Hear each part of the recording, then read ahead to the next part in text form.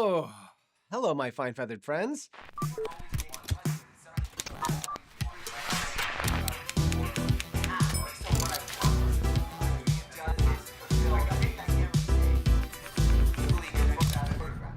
Today, I am going to talk to you about a journey. Now, the journey is either as a recreational or professional artist, but for those out there who are intent on making a career of it, well, I think this video is even more relevant. Now, there's a path that every person takes in their life. We are born, we are taught some things, then we do some things. And in classical arts, like painting or sculpture, you would have these vast ateliers with sometimes large groups of men and women working under and learning from a well-known artist and hoping just maybe one day to be as famous as their mentors. In a modern context, we have internship programs that place wide-eyed film or art school students in the hands of production companies and technicians or artists with the expressed intent of helping them along their journey. We also, as a society, like to read books about how to advance in our craft, and we make vision boards, that are made up usually of the work from people we look up to or aspire to emulate one day. And none of this is bad.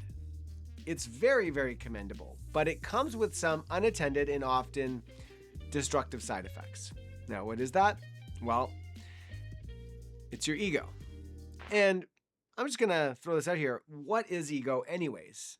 And I mean that really because for many, many years, I misunderstood or had a really hard time understanding what that word meant. And on the face value of it, it just means what we think of ourselves, our own unique assessment of our value on this earth. But the best definition I've ever read is this one. The ego is the part of the mind that mediates between the conscious and the unconscious and is responsible for reality testing and our sense of personal identity. And here's where the trouble starts, okay? Because when you decide, all right, I'm going to go to school, I'm going to use an example here, start a career as a fashion photographer. I think that is very admirable and exciting, no doubt. You have in your mind what that career looks like. How did you get that picture? Well, you probably saw examples of successful and, really cool fashion photographers. So you knew it was a real job that real people could have. But like most modern occupations, unless you're a farmer, a prostitute, or a soldier, our notion of what a job is a rather short-lived idea. For example, the age of the fashion photographer likely just reached its zenith in the 1990s. So if you think that your 20-30 career as a fashion photographer will look like Richard Avedon's, well, then I have some troubling news for you. Am I saying you can't have a career as a successful fashion photographer in 2030? No, not in the least. What I'm saying is that whatever you have in your head as you being successful, that image, that idea will most certainly never be realized. Because what we try to do as humans, most commonly as artists, is to control our path. We do this, then we do this, and we get that. But all we do know how to do is emulate others. Again, all admirable, but we then spend all of our time modeling our lives after our mentors, peers, or some idea of someone we saw online, or whatever our college professor told us we should be doing. And I'm here to tell you that the ego is a very poor judge of what will actually make you happy and successful. I spent the better part of a decade trying to work my way up the ranks in the film business. And in some ways, I've been quite successful. But in many other ways, I've failed miserably. I used to beat myself up over these failures, actually to the point where I had a mental health crisis and had to seek professional help. I was just looking at everyone around me, and they were all doing better, getting the jobs that I thought I deserved, or they were just doing great art that I wish I could do. All the while, I was blind to every bit of privilege that I had. I was so anxious and depressed because all I knew was just to compare myself to others as a way to measure my success. And most often, it takes crisis for us to truly change. And at that moment, I gave up on my dream. And it was the best thing that I ever did. I looked at my life and the one that I was unaware that I had actually created for myself. It didn't look like what society was selling, but it was uniquely designed for me. And I had tried to copy all the filmmakers I worked for and with. And I was actually successful at that. Those experiences and insights have forever impacted my artistic style.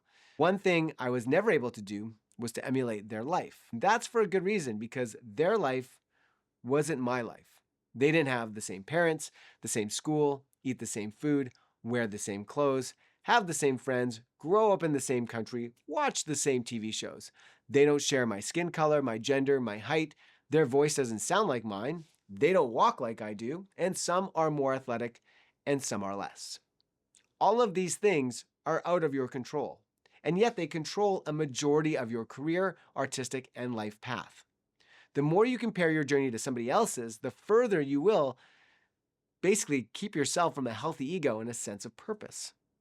And the healthiest ego is really no ego at all. No expectation that you need to be anything to be happy. Let me give you an example. What if your whole life you want to be a famous director working on a big Netflix TV series? What if one day you got there? Now, I'm willing to bet anything that whatever you think that looks like, it looks very different in reality. You just stand there and say, I have everything that I want, but why am I not happy? Why don't I feel like I've made it? Because the picture in your mind, fueled by your ego and learned societal norms, tells you it only looks like one thing. Most of us, if we get there at all, we often feel like we haven't really succeeded yet, or that we've wasted most of our life working towards something we just didn't expect to hate.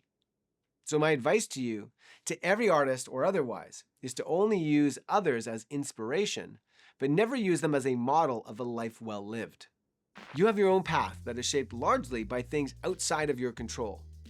Look at the work you're doing now and ask yourself, the thing I did today, did that bring me joy? Did it give me a sense of purpose? Because you're only responsible for today. The more you spend time not just forging your own path, but seeing the value in that your path is uniquely yours and that no one can copy it and no one can be you. That is the real value your ego is after.